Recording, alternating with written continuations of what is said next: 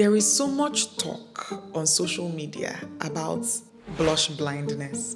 These are not serious matters. Can we talk about our edges, please? Because I think that there's a degree, a level of edges blindness going on. I think that our edges are under attack by satanic forces. And we are here laughing.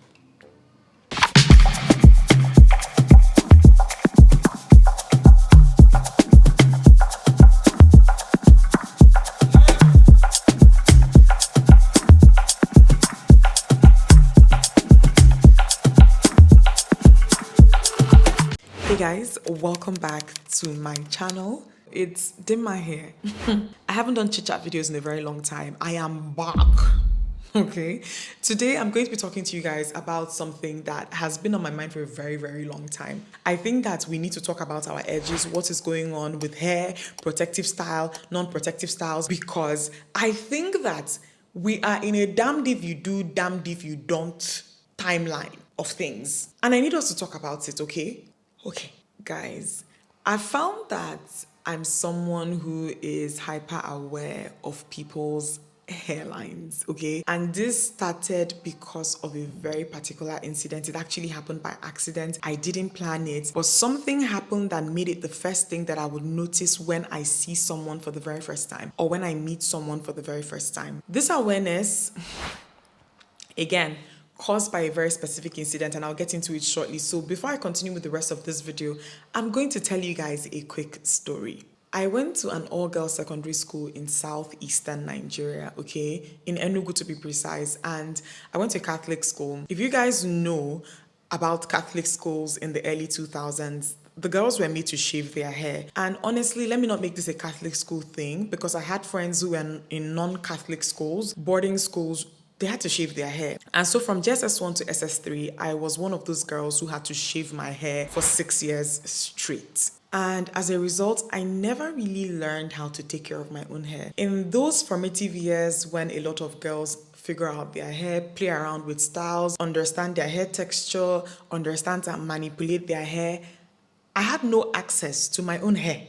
Okay, and that's not even what this video is about, because this is a completely different topic, and if I focused on this, we can go down a completely different rabbit hole, whatever they call that thing, but let me stay on track, okay? So basically, the moment I finished secondary school, I started experimenting with hairstyles. Like a lot of girls my age around that time, one of the first things you want to do is to play around with hairstyles that you think you missed out on, okay? So I jumped right into it. I'm not going to lie. I started trying everything. Braids, sew-ins. There were even these installs that you would get with bonding glue, just bonding glue and a wig cap. But because my hair was extremely short and this particular thing happened the year I finished secondary school, so I was about 16 at the time, I could only do braids at the time. So this was about my third time. Like, this was my third time getting braids done. I remember that I had gone to this area in Enugu called Nanka. It wasn't a street, it was an entire area where there were braiding shops. I didn't say hair salons. You didn't need appointments or anything like that.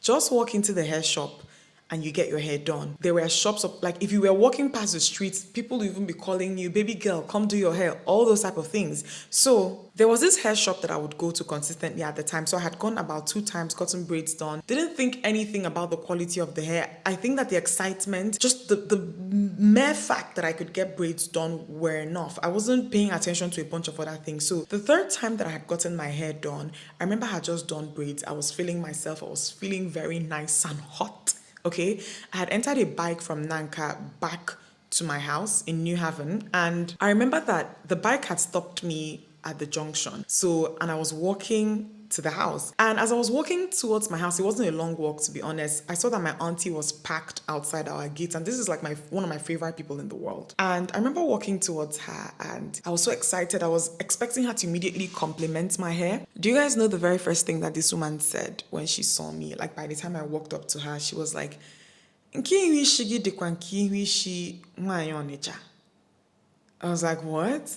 What does that mean? I was very confused because it's an Igbo saying, but it's also not something you take literally, because when you translate it literally, it makes no sense. So translated literally, it means like your hairline looks like that of an Onitsha woman, which didn't make sense. And then she was like, your hairline is receding. When I was like, huh, what are you talking about? She was like, your hairline is receding. Honestly, why this saying has anything to do with women from Onitsha, I don't know. I wouldn't say personally. It's probably derogatory. Please bear with me. I'm going somewhere. That's not what this video is about. But I remember that I walked with her to the front of a mirror, and then she pointed at my hairline. She was like, your hair is supposed to start somewhere from around here. As you guys can see where I'm touching. At the time, my braid started from somewhere here. She was like, your hairline is receding.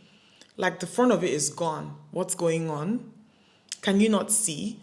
It was such an aha moment for me because I did not even know that anything was wrong up until I walked up to her. She then started asking me questions about like pain, is my hair hurting, that the person who she now started explaining that whoever is braiding my hair is using a lot of tension. My face was like this for a solid 5 minutes because how did I not even know that that was a thing up until then?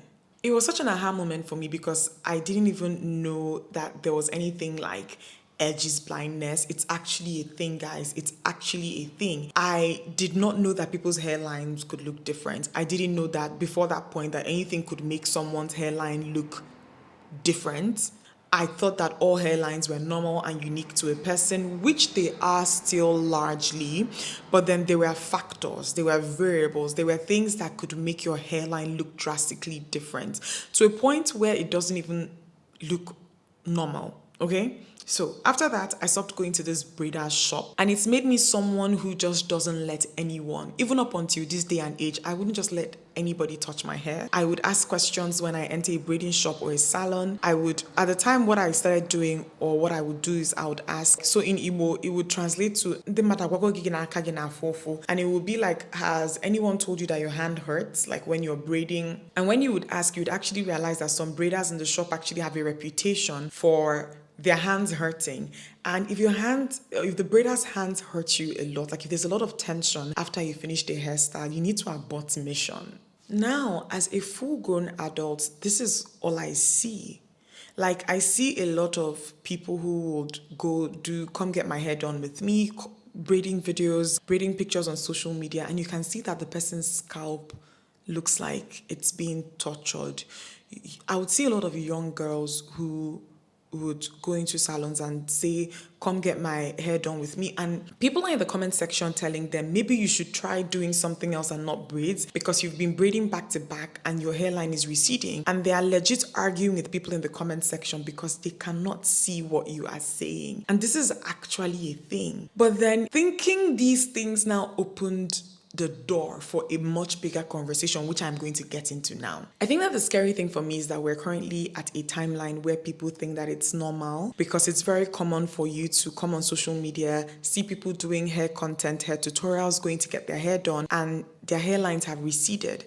And you can't see that there's traction alopecia going on, and people think that it's normal. Okay, and this kind of just opened a pathway for me to actually even think about other things. And I'm like, what is amiss? Like something really must be wrong. How is it that a lot of younger girls, especially straight out of secondary school, getting their hair done, have hairlines that have receded so much? And it's made me come to a point where I'm questioning what we currently label protective styling. I remember when we were first introduced to knotless braids and everybody was talking about how it's the best thing since sliced bread, that it's so protective and it's so lightweight and it doesn't put as much tension on the scalp or the hair as like typical traditional braiding styles, okay? But I think that from my own personal experience, if your knotless braids aren't in the medium small or small medium category, you're asking for trouble. Thick, long, knotless braids, especially when they are thick. Okay, so if they are very thick or very bold and very long, if they are medium sized and very long, they pull.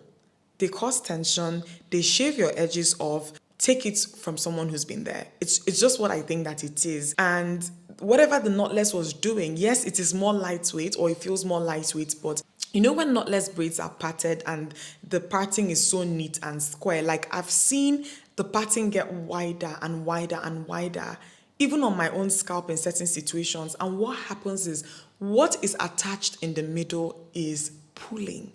It's pulling the rest of the hair. And so people kind of think that knotless braids are this like perfect thing, one size fits all, it can do no wrong. It can actually cut your hair I believe this. I think that the same thing goes for stitch braids as well. I think that stitch braids are also doing us dirty. I also feel like people do it tight. And then like outside of everything that I've explained in terms of it being sometimes if it's too thick, if it's too long, I think my same observation when it comes to knotless braids apply to stitch braids. There's also the gel. There's the added weight, the gel. There's the weight that the gel adds to things, and I think that it just makes the hair more brittle and even prone to breakage because these gels, they dry the scalp and the hair out.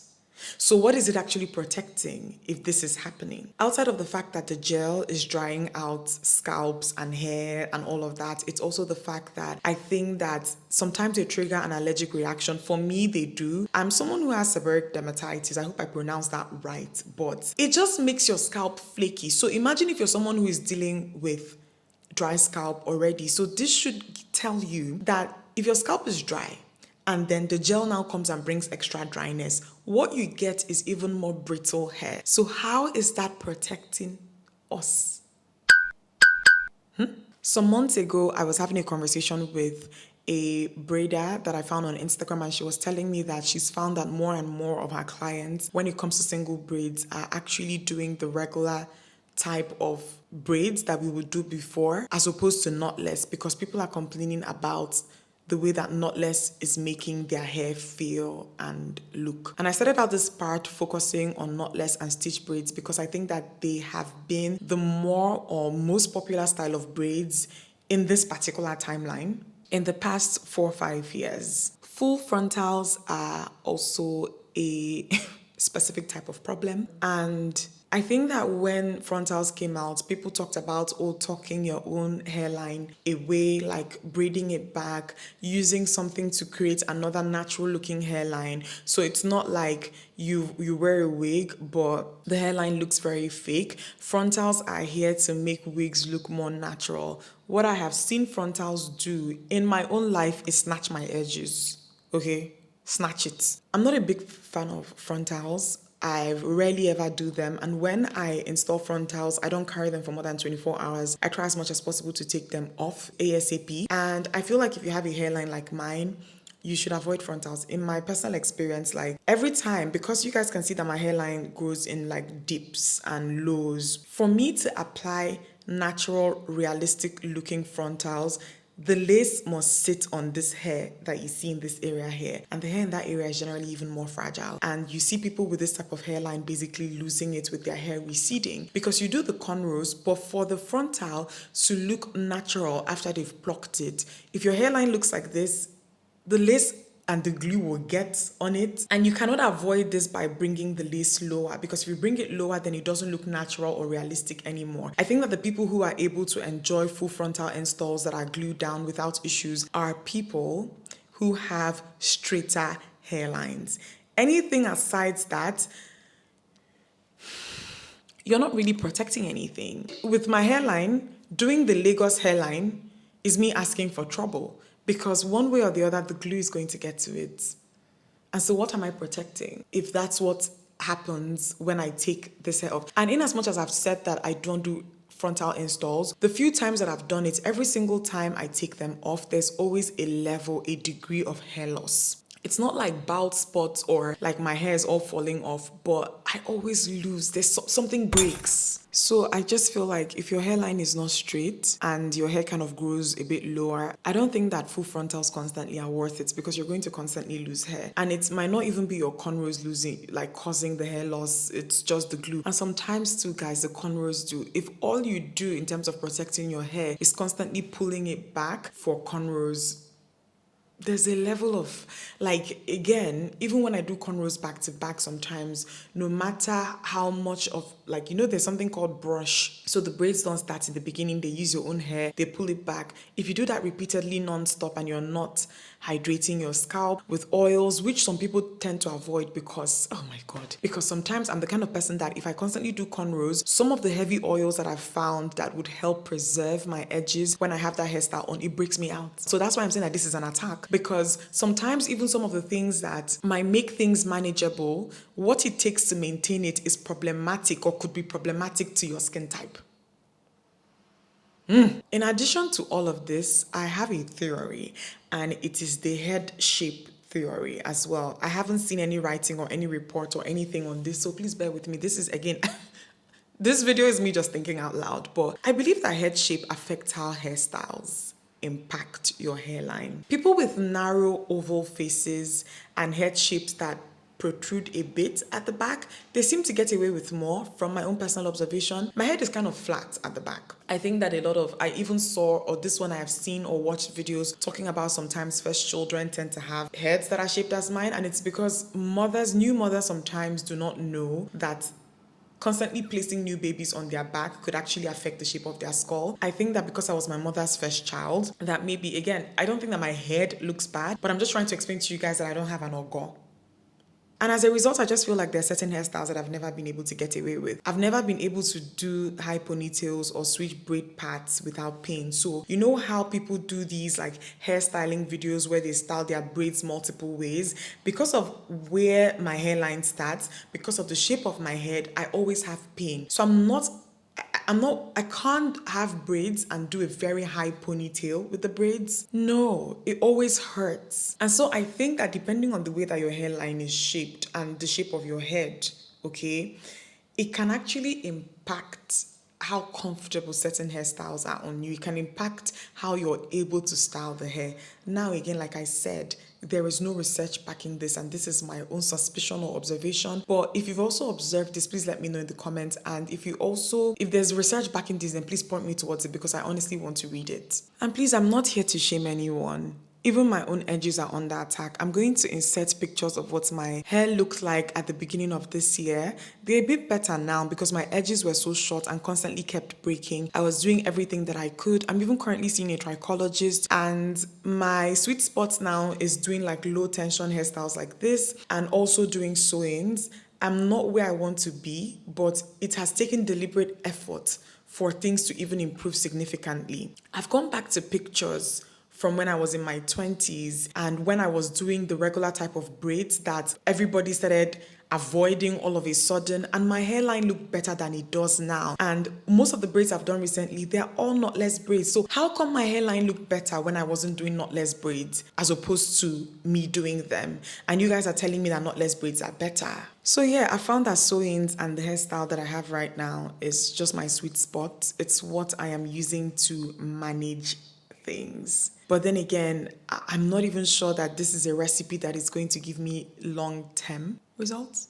So now I'm studying braid styles from before the last 7 years, trying to understand what we were doing right then. My edges just looked better when I was doing the previous type of braids compared to what we're doing now. So this is just me just wondering out loud where our edges are going, where they've gone, where they went. I remember women in the 90s, early mid 90s, and even the early 2000s, they had full healthy hair, and this was with relaxer. They weren't even like, the natural hair movement had not become popular at the time. They were using relaxers, going to salons, doing rollers, setting their hair. Their hair was thick and lush. Their hairline were good. I grew up in Enugu, and this was in Enugu. These women were using relaxers.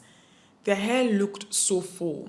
Younger people, I also remember even like my first, second, third year of uni in UNEC, I feel like hairlines were much fuller than what I am seeing with women around that age right now. And I think that social media has also caused a lot of this, because what is being pushed as relevant, I don't think that a lot of them are helping our hairlines. Guys, I think that edges are so important. So important. Me, I never cared about like having long hair. Even up until now, I don't care about long hair. If you put money on the table, I will go with fuller edges before I would go with long hair. We live in Nigeria, guys, it is hot. What am I using long hair to do?